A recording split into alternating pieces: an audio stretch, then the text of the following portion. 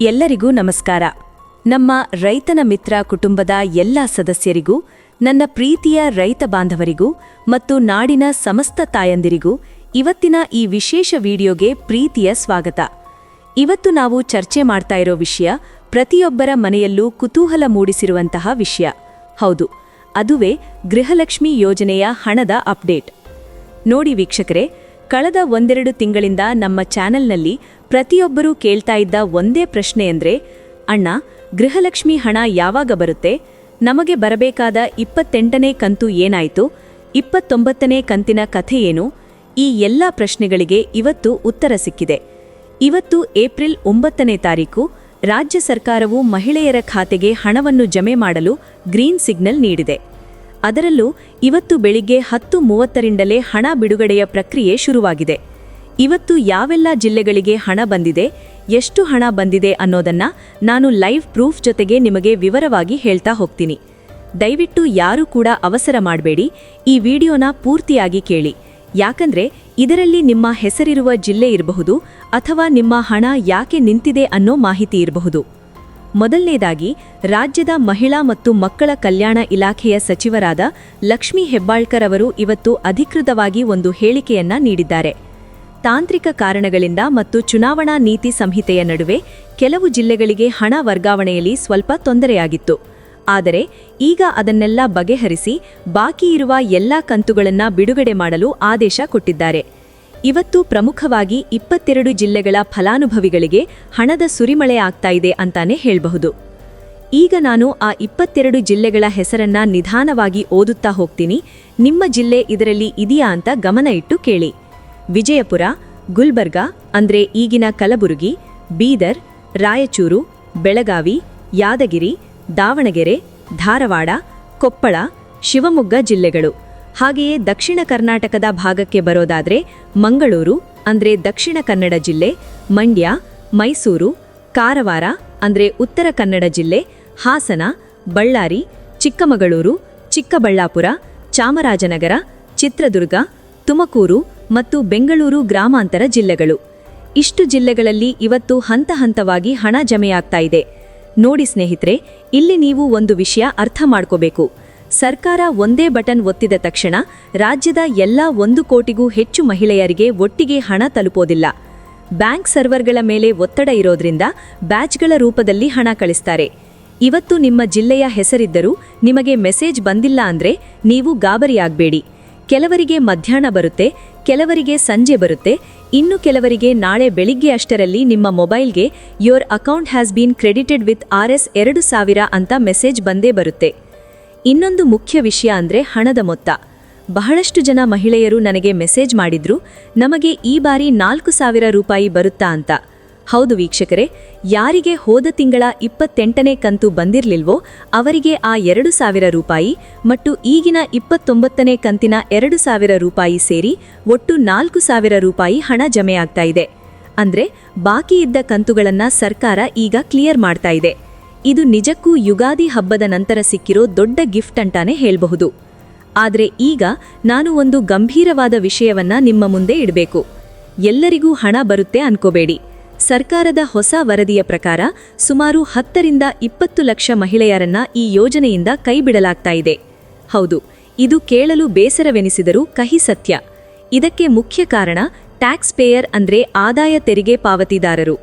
ರಾಜ್ಯ ಸರ್ಕಾರ ಈಗ ಆಧಾರ್ ಮತ್ತು ಪ್ಯಾನ್ ಕಾರ್ಡ್ ಲಿಂಕ್ ಆಗಿರೋದ್ರಿಂದ ಪ್ರತಿಯೊಬ್ಬರ ಆದಾಯವನ್ನ ಸುಲಭವಾಗಿ ಪತ್ತೆ ಹಚ್ಚುತ್ತಿದೆ.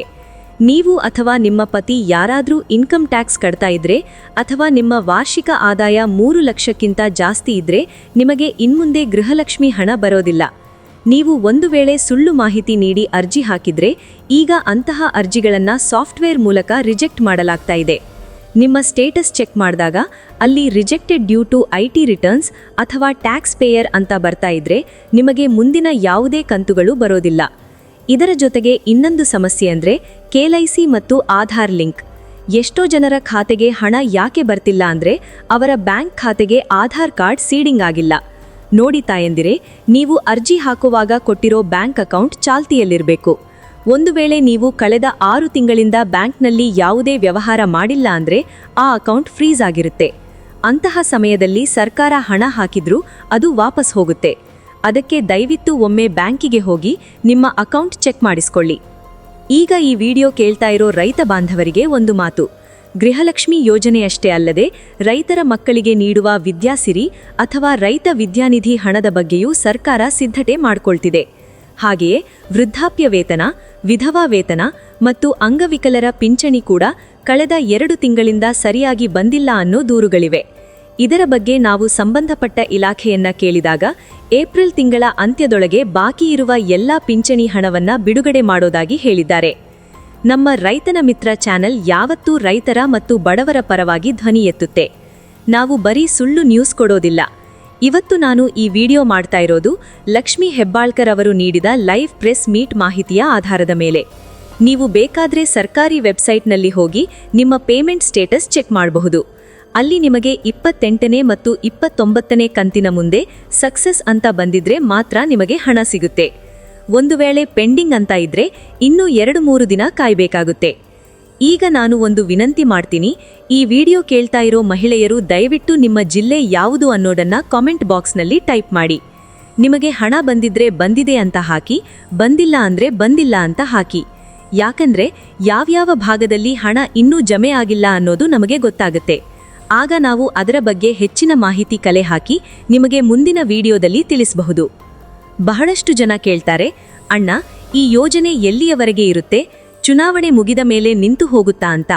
ನೋಡಿ ಸ್ನೇಹಿತರೆ, ಇದೊಂದು ಗ್ಯಾರಂಟಿ ಯೋಜನೆ. ಸರ್ಕಾರ ಇದಕ್ಕಾಗಿ ಬಜೆಟ್ನಲ್ಲಿ ಹಣ ಮೀಸಲಿಟ್ಟಿದೆ. ಆದ್ದರಿಂದ ಇದು ನಿಂತು ಹೋಗೋ ಪ್ರಶ್ನೆಯೇ ಇಲ್ಲ. ಆದರೆ ಅರ್ಹ ಫಲಾನುಭವಿಗಳಿಗೆ ಮಾತ್ರ ಸಿಗಬೇಕು ಅನ್ನೋದು ಸರ್ಕಾರದ ಉದ್ದೇಶ. ಅದಕ್ಕೆ ಪದೇ ಪದೇ ದಾಖಲೆಗಳನ್ನ ಪರಿಶೀಲನೆ ಮಾಡ್ತಾರೆ. ಯಾರಾದ್ರೂ ಸರ್ಕಾರಿ ಕೆಲಸದಲ್ಲಿದ್ದು ಈ ಹಣ ಪಡಿತಾ ಇದ್ರೆ ಅಥವಾ ದೊಡ್ಡ ಶ್ರೀಮಂತರಾಗಿದ್ದು ಈ ಹಣ ಪಡಿತಾ ಇದ್ರೆ ಅವರಿಗೆ ಇನ್ಮೇಲೆ ಕಷ್ಟ ಇದೆ. ಸ್ನೇಹಿತರೆ, ಇವತ್ತಿನ ಈ 30 ನಿಮಿಷದ ಸುದೀರ್ಘ ಚರ್ಚೆಯಲ್ಲಿ ನಾವು ಗೃಹಲಕ್ಷ್ಮಿ ಯೋಜನೆಯ ಇಂಚಿಂಚು ಮಾಹಿತಿಯನ್ನ ತಿಳಿದುಕೊಂಡಿದ್ದೇವೆ. ನೀವು ನೆನಪಿಡಬೇಕಾದ ಮುಖ್ಯ ಅಂಶಗಳು ಇಷ್ಟೇ. 1. ಇವತ್ತು 22 ಜಿಲ್ಲೆಗಳಿಗೆ ಹಣ ರಿಲೀಸ್ ಆಗಿದೆ. 2. 2,000 ಅಥವಾ 4,000 ರೂಪಾಯಿ ನಿಮ್ಮ ಖಾತೆಗೆ ಬರಲಿದೆ. 3. ಟ್ಯಾಕ್ಸ್ ಕಟ್ಟೋರಿಗೆ ಹಣ ಬರೋದಿಲ್ಲ. 4. ಬ್ಯಾಂಕ್ ಅಕೌಂಟ್ ಮತ್ತು ಆಧಾರ್ ಕಾರ್ಡ್ ಸರಿ ಇದೆಯಾ ಅಂತ ನೋಡ್ಕೊಳ್ಳಿ. 5. ಏಪ್ರಿಲ್ 10ನೇ ತಾರೀಕಿನವರೆಗೆ ಎಲ್ಲರಿಗೂ ಹಣ ತಲುಪಲಿದೆ.